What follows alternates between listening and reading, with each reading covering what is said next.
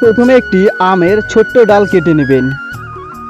দেখতে পাচ্ছেন আমের ছোট্ট ডালটি ভালো করে কেটে নেওয়া হলো। এবার পেস্ট লাগাবেন ভালো করে।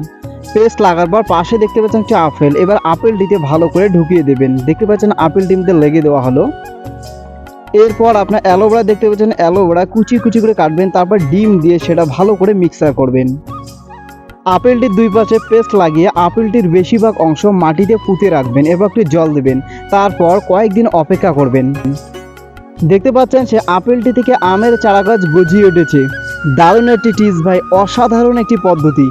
আপনারা কিন্তু এই পদ্ধতি অবলম্বন করতে পারেন। সো কিন্তু দারুণ লাগলো ভাই, এটা হলো চায়নাদের বুদ্ধি। আমরা কিন্তু চায়নাদের কাছ থেকে অনেক কিছু শিখতে পারি।